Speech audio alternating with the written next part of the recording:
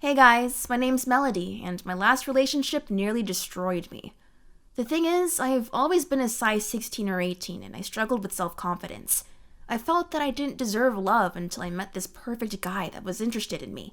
I was so in love, and I felt like I was in a fairy tale. After what he did to me, I can't believe I was so blind.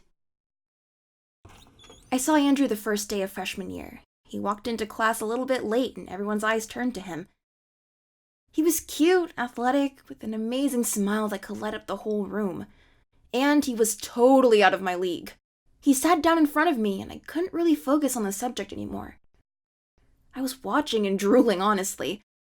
Later that week, I was walking home from school, and suddenly I got a Facebook message from him, asking for a math assignment.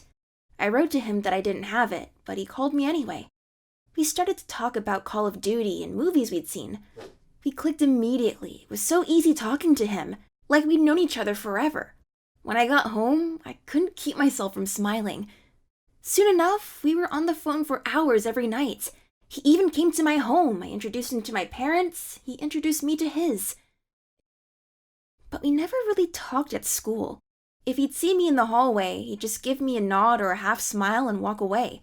I figured he liked me and just didn't want everybody knowing his business. You know, those couples who always walk around glued to each other or kissing all around the school really look ridiculous.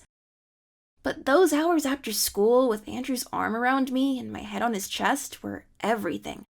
On days when I'd feel self-conscious about my body, he'd hold me and say, "Anyone who can't see how beautiful you are is blind." He helped me to see myself in a different light. He was everything you'd want from a boyfriend, supportive and kind. About 3 months went by. And then one night before we got off the phone, he sounded kind of nervous and blurted out, "I love you." My heart was racing. It was like time had stopped. I think I managed to say, "I love you too," also stuttering. Then I hung up the phone and wanted to scream my lungs out. I couldn't really sleep that night. I just kept imagining him sitting in his room, holding his phone and saying these words. But not everybody was happy about us. I'd mentioned Andrew to a few friends, but every time they'd heard his name, they'd frown or sigh.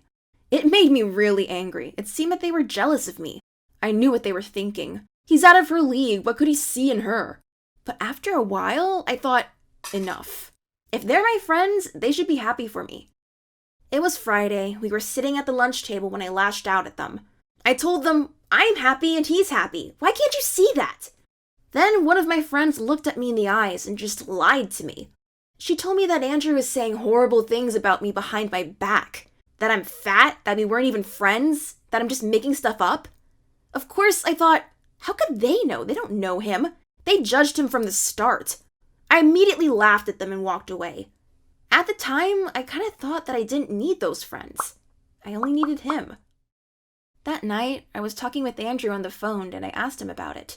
Of course, he denied it. He said, "I love you. I'd never do that to you." And I felt safe. Nobody is going to come between us. Sophomore year, he finally agreed to be my date for the school formal. Andrew was finally ready to go public. I thought, that'll show my friends that they were wrong about him all along. I found a perfect blue dress. I spent about 2 hours doing my hair and makeup. I was looking at myself and seeing not only a beautiful girl, but a happy one as well. Hours before the dance, though, his mom called and said Andrew had an eye infection and couldn't make it. I was crushed. I was sitting in my room all dressed up and crying. But still, I hoped he was okay. I tried to call him, but then I saw the pictures of Andrew out with his friends. I was scrolling through the pictures with tears running down my face. Why would he lie to me? Then all the dots lined up. It all made sense. Him not wanting to go public, the rumors about what he was saying behind my back. Even though it made me feel like a dirty secret and it crushed my self-esteem even more, I couldn't let him treat me this way. The next day, after school, I called him and said that I didn't want to see him or talk to him anymore. He was beyond angry. He got all defensive and said that he never loved me anyway. I cried my eyes out that week. I would hide in bathroom stalls during breaks, crying, ashamed, thinking everybody knows how ugly and pathetic I am.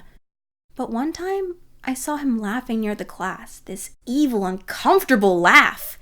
And I saw everything in a different light. I'm not the problem. He is. As soon as I understood that, I stopped hating myself. And as I became more confident and happy with myself, guys even started paying attention to me. Now I feel that there are better, more confident guys out there who will feel lucky to be seen with me, and know that pretty comes in sizes other than 0.